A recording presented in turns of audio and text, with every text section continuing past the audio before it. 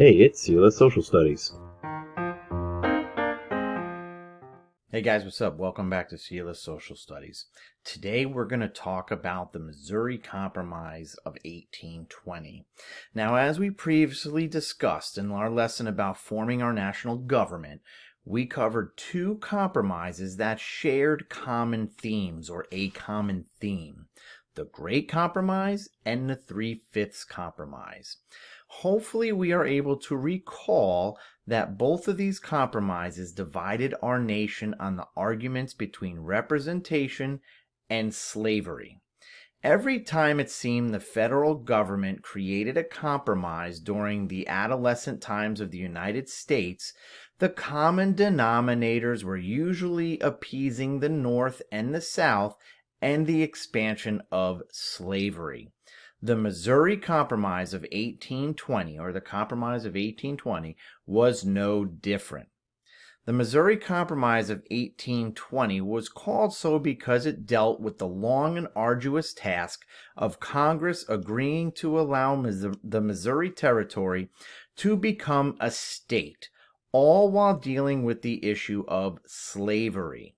The Missouri Compromise marked the beginning of the prolonged conflict between the abolitionist northern states and the slave-holding southern states, all about the expansion of slavery, an argument that will lead to the American Civil War. The Missouri Compromise is one of many direct causes of the Civil War that has slavery at its foundation. In 1817, the Missouri Territory met the population qualification generally agreed upon by the Northwest Ordinance of 1787 to become a state, which was 60,000 male occupants. 2 years later, Congress was considering allowing legislation that would authorize Missouri to write a state constitution. The Northwest Ordinance of 1787 prohibited the expansion of slavery to the states located in the Ohio River Valley. But what would it do when southern states that were primed for plantation farming, what would it do for them? Many northern representatives discussed this feverishly. One of these representatives was from the state of New York, and he was named James Tallmadge. Representative Tallmadge attempted to issue an anti-slavery amendment to the legislation on February 13, 1819, and conflicts erupted about the debate over the expansion of slavery. Did the government have the right to restrict its expansion? There is the heart of the debate. The Tallmadge Amendment attempted to prohibit the further introduction of slaves into Missouri and free the already enslaved when they reached 25 years old. The House of Representatives was heavily abolitionist due to the more populous northern states and ratified the Tallmadge Amendment immediately. However, it failed in the Senate due to the equal representation between free and slave-holding states. At the end of the session, Congress adjourned without passing the Tallmadge Amendment, stalling Missouri statehood. Congress met the following year with increased Northern support of the Tallmadge Amendment. A large portion of the support was the remnants of the dwindling Federalist Party, who argued that slavery was morally wrong, attempting to sling mud at the Democratic Republicans. Many Democratic Republicans felt that this new support was just another attempt to rejuvenate the failing Federalists and argued for a compromise to stalwart the rebirth of the political party. When Congress reconvened in the winter of 1819, Congress was already again to attack the Missouri problem, but were instead handed a request for statehood from Maine, a section of land that had previously been a part of Massachusetts. The Senate agreed on a compromise to satisfy the northern abolitionists and southern slave-holding states. And here is that compromise. Pay attention. Maine would be allowed to enter the Union. Remember, the Union is our United States. We are a union of states.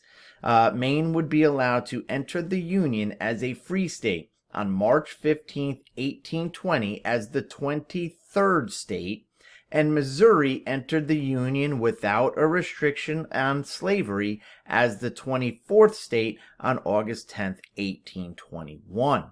Again, the Senate would be equally divided between free and slave states. This, you could see, will constantly be an issue in the forming and building of our nation when we are talking about the expansion of slavery. And this is it. There was one last other important part to the Missouri Compromise that we haven't discussed yet. What about slavery when it comes up again?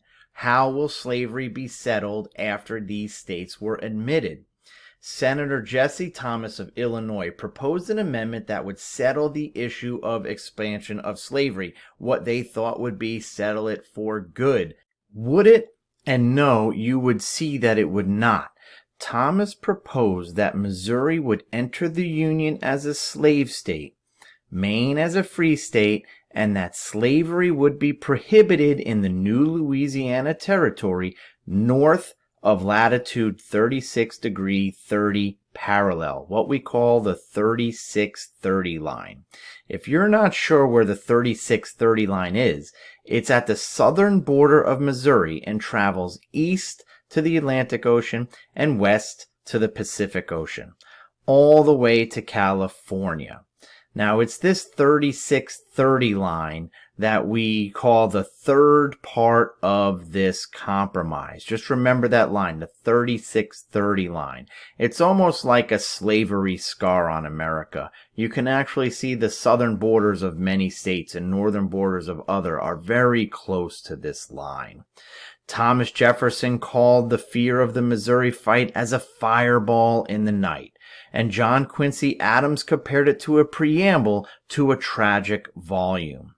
So the Missouri Compromise was a small band-aid on the gushing wound of slavery and was the government's attempt to put the issue of slavery off until a later date.